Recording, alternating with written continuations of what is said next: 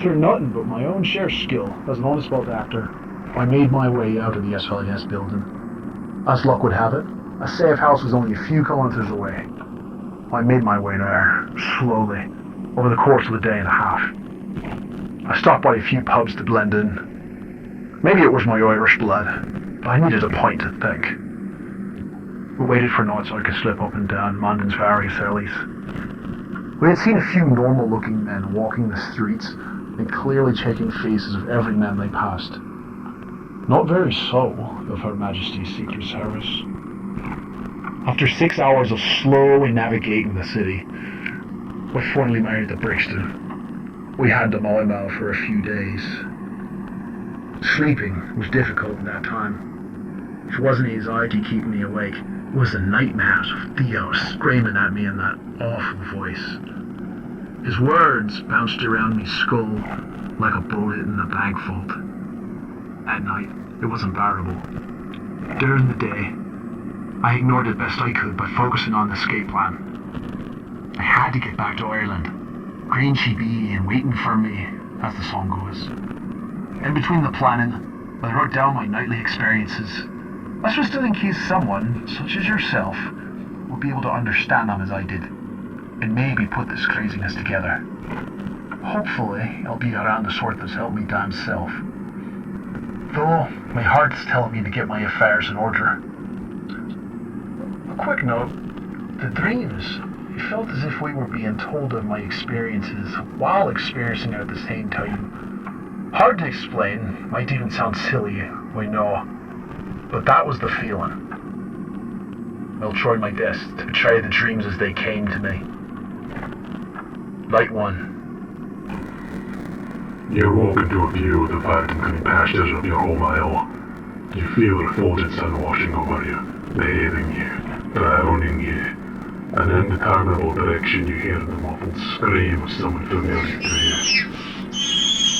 You hear the anxious breathing in your ears, the breath warming your neck. Your eyes close. You try to push back the disorder with mental effort alone. You fail as the sun rapidly heats up, just enough to melt the lips of your eyelids. It cools with equal haste, sealing them shut. You scream, but the voice that is discharged is not your own. It says, "Soldier shiver, for brand I'm sure I leave from now to John Mountain not approved. And I trim as a week.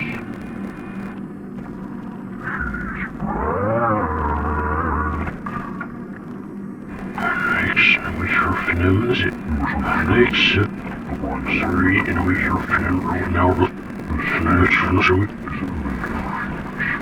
You feel something foul. You feel something hot. Your eyes still sealed shut. They melt away enough skin-free pupils to fulfill their nature. Where once was the sun, surrounded by the blue skies of Ireland, now sits the same sun, isolated in the thick dark of a sky with no stars. A burnt bundle of sage is suspended before your eyes. Its condition retreats through time. The ashen scars of fire slip back into their initial form. The pale green leaves are stored as a small flame travels a path of restoration along the shape of the bundle. No sage can be burned here. You feel the weight of another's eyes following your movements. You feel the burden of being perceived. You are suddenly plagued by an excess of empathy. Those same sauna bodies on themselves swell of tears as you acknowledge a primal desire to remain unseen. You have been revealed. Needless to say, I've never had a dream such as that one before. When I awoke from that dream, we sat in silence for about 6, maybe 7 hours. It's hard to tell. I still felt as though I was being perceived by something. At that point, we assumed it was whatever made Bio speak to me in that strange voice. But I still don't know. As though he's transcribing those backwards phrases, I felt as if the thing that perceives was standing right behind me and watching me. They had to make sure I didn't fuck up its message, eh? Or so I assumed. We looked over my shoulder countless times. There was nothing there, of course. But that feeling refused to leave me. That burden of being perceived. Such particular words. This reminded me of my physics courses back at university. My professor taught us about relational quantum physics. What she really freaked out about was the results of some old experiment being observer-dependent, or so it seemed. The implications were that the mere act of observation could alter the state of something. Now, in the case of that experiment, the observer was an actual measurement pool. To apply that to humans would be quite far-reaching, if you ask me. However, at this point, with what I've seen, I'm willing to reach as far as I can. Night 3. I still found a stream may revisit me. I haven't slept a fortnight since it happened. I pray that by the time this is being read or heard, that I'll be sound as a pound. In fact, since then, I've used much of the last few days to pray quietly to myself. Under each breath, I asked for protection. With every blank, I held my eyes open again. All this until I fell asleep in prayer and dreamed again. In this dream, I heard a voice whispering into my ears. My eyes were stapled open, but there was nothing to see. I felt as if something was standing directly in front of me. It was aggressively neutral, if I had to interpret its feelings towards me. Though it was upset with something or someone, it said, "There's a spot in reality where you can dig a hole, deeper than any hole you could imagine. I want to find that spot, and when I find it, you'll never, ever see me again.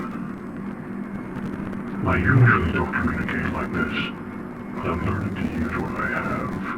New flesh, new tools. Observer. Inhabit me. I didn't think you'd understand." It felt good to recreate those sounds. Like, good. At the time, I felt almost guilty for enjoying it so much. It was like I was speaking something truer than the truth, if that makes any sense. It was like some version of Plato's Cave. The language I was speaking before it was fake, but it seemed real because it was the only one I had ever known.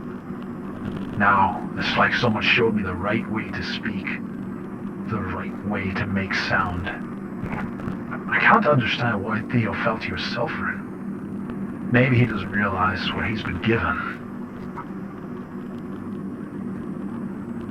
Not far. On the fourth night, we didn't have any dreams.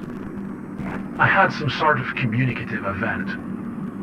With what? I'm not entirely certain.